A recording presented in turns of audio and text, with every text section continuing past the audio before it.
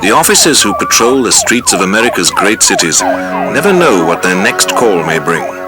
Any one of them may lead to something bizarre or horrific.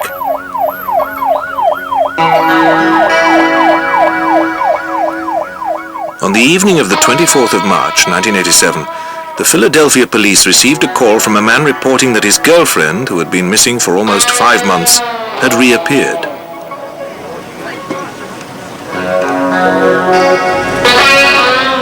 He begged for help.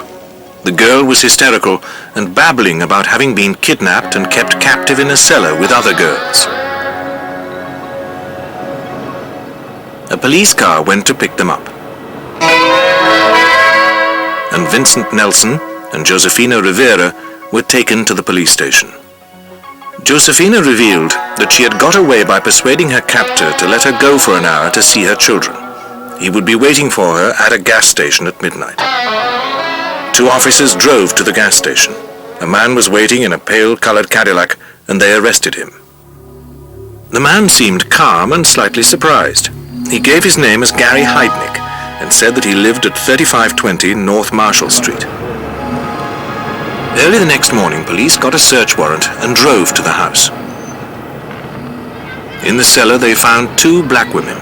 They were naked and chained and shackled. Concealed in a shallow pit was another naked girl. All 3 women were starving and filthy. An ambulance was called, and the police began to search the rest of the house.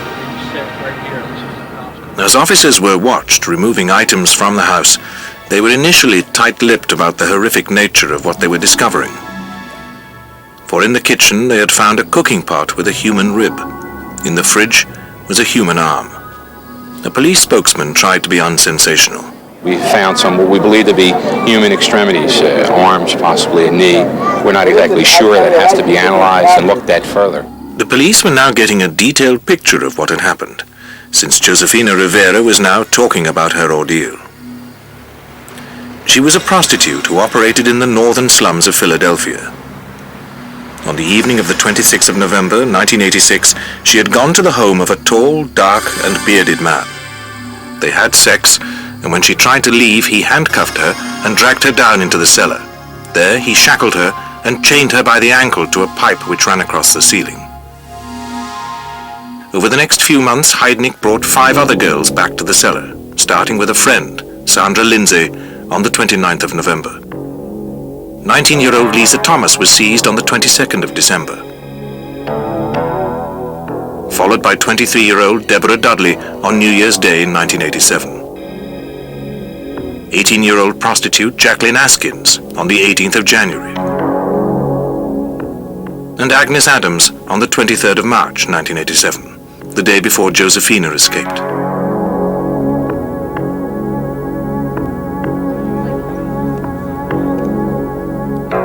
Heidnik appeared to be obsessed with black girls. He tended to pick ones who, like Sandra Lindsay, despite the impression given by this photograph from her high school yearbook, were very simple. She was retarded. She had a very deep speech problem. She had a walking condition. It emerged that Gary Heidnik was desperate to have children and was obsessed with starting a baby farm to achieve this. But no matter what the reasons, many felt that his actions were so monstrous that special punishment should be considered. Yeah. I think he should be chained up like those girls were chained up and not fed like they were. He should get a taste of his own medicine. The women were forced to have sex with Heidnik, or each other, most days, and were often beaten up. Sandra Lindsay died after being kept hanging from an overhead pipe for a week as a punishment. Heidnik had then dragged her body upstairs. A little later, a pungent smell of cooking came down into the cellar. A little later, Deborah Dudley, who had attempted to fight back, was taken upstairs and shown Sandra Lindsay's head in a cooking pot and her ribs in a roasting pan. As the police investigation went on, it emerged that this had almost caused Heidnik to be caught. On the 10th of February 1987, neighbors reported an appalling stench of burning flesh to the police. A new young policeman was sent to investigate. Heidnik told him calmly that he had burnt his dinner. A check with the police computer showed no previous record, so the policeman drove off without further investigation. The women remained in the cellar. Deborah Dudley continued to resist, so Heidnik put her in the pit. He then poured water over her, covered the pit, and forced Josefina Rivera to push a live wire through the boards, thus killing her. He then forced Josefina to help him take the body to a remote part of New Jersey where it was dumped.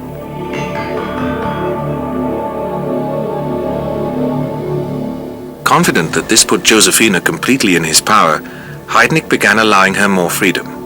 She took the opportunity to escape and was later able to guide the police to where Deborah Dudley had been buried.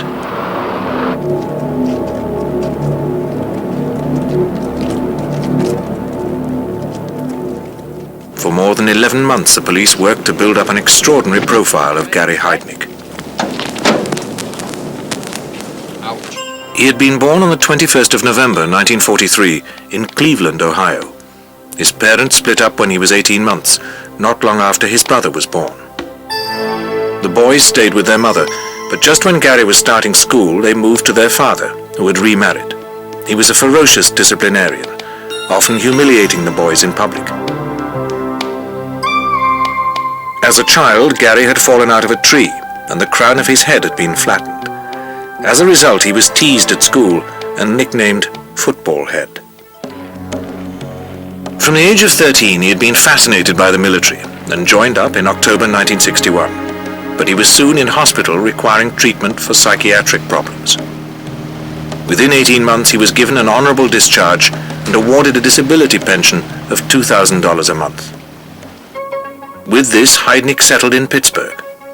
But his treatment for mental illness in the Army was only the first of more than 20 documented admissions to various mental hospitals over the next 25 years. Despite this, in 1971, Heidnik applied for a license to start his own church. He claimed to want to help the mentally and physically handicapped. Amazingly, permission was granted on the 12th of October 1971, and the United Church of the Ministers of God came into being. Heidnik was bishop, with his brother Terry on the board. Most of the congregation were poor blacks, often mental or physical cripples, and many of them female. But what the church did enable Heidnik to do was to demonstrate his considerable intelligence and financial acumen. In 1975, Bishop Heidnik put $1,500 into a trading account on Wall Street. Over the next 10 years, this grew to more than $500,000.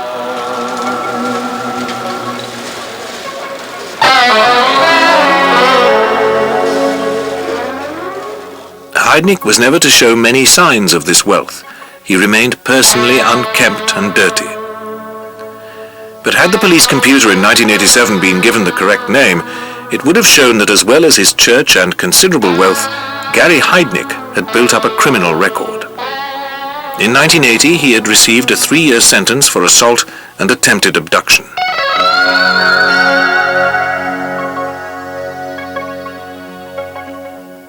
He had then married a Filipino girl, Betty Disto, who soon charged him with spousal rape and indecent assault. The charges had lapsed when she failed to appear in court.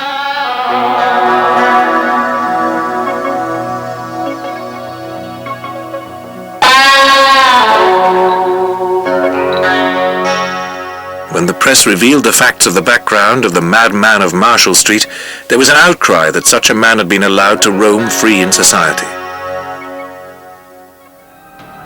But the reality was that no one medical authority or police force had been given the full story and been enabled to put together every aspect of Gary Heidnik's record.